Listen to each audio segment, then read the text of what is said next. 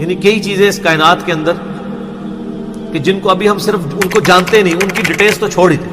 اس کائنات کے اندر اس وقت 250 بلین گلیکسیز دریافت ہو چکی ہیں. ان گلیکسیز میں سے ایک گلیکسی ہماری ملکی وے ہے جس میں 300 ارب سے زیادہ سورج ہیں، جن میں سے ایک سورج یہ ہے، اور یہ سب سے چھوٹا سورج ہے.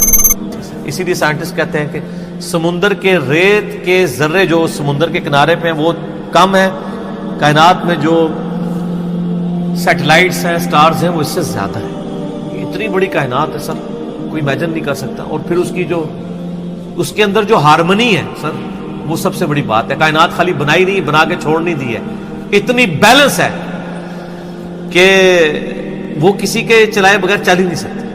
آپ کو اندازہ نہیں ہے، پوری گلیکسیز ایک دوسرے میں سے یوں گزر جاتی ہیں اور کوئی سٹار دوسرے سے نہیں ٹکراتا. سن ان لاز کا پابند ہے جو اللہ تعالیٰ نے اس کی ڈیسٹنی میں مقرر کر دی ہے پچھلے 15 ارب سال سے. ود رسپیکٹ ٹو زمین، ظاہر سورج تو نکلتا ہے، غروب تو نہیں ہوتا. ود رسپیکٹ ٹو زمین، بغیر فیول کے وہ چل رہا ہے، اور اس کے اندر اتنی روشنی ہے کہ ہر سیکنڈ میں 50 کروڑ ایٹامک بم کے برابر انرجی صرف ایک سورج میں سے نکل رہی ہے. اس طرح کے 300 ارب سورج ہیں، یہ ایک گلیکسی ہے، اور اس طرح کی 250 ارب گلیکسیز اور انبلیویبل ڈیٹا.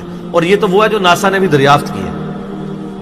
ابھی آسمان تو پتہ ہی نہیں کہاں پہ ہے، اور یہ زمین کے اندر ہی آپ اس وقت صرف زمین کے اوپر 20 لاکھ مخلوقات کی سپیشیز دریافت ہو چکی ہیں.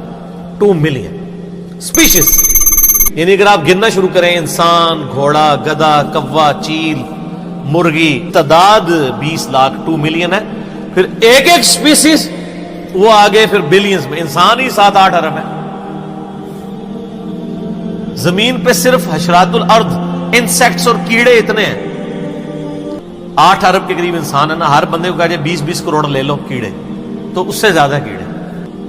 تو یہ تو نہ ختم ہونے والا ڈیٹا ہے، اس پہ بہت بولا جا سکتا ہے. فی الحال ہم اس پہ ہی واپس آتے ہیں کہ آئنسٹائن کی جو ایک تھیوری تھی وہ آج پریکٹیکلی سامنے آ گئی ہے. کاش آئنسٹائن کوئی حافظہ اللہ ہوتا یا رحمہ اللہ ہوتا تو ہم بھی خوش ہو رہے ہوتے. خیر، ہم یعنی ان کی جو خدمات ہیں وہ تو ان کو اپریشیٹ کرتے ہیں، کوئی شک نہیں ہے. والی ان چیزوں سے ہمیں یہ بھی پتہ چل گیا کہ علم غیب کسی کے پاس نہیں ہوتا. اللہ تعالیٰ ایکوائرڈ نالج کے ذریعے کسی کو علم دے دے، ورنہ یہ ساری ڈسکوریز جو آج کل کی ماڈرن ایج میں ہے، پرانی ایج میں تو مسلمانوں نے بھی کچھ کی ہیں، لیکن ماڈرن ایج میں مسلمانوں کی کوئی دور تک کنٹریبیوشن ان چیزوں میں نظر نہیں آتی ہے. تو اس کا تعلق مسلمان یا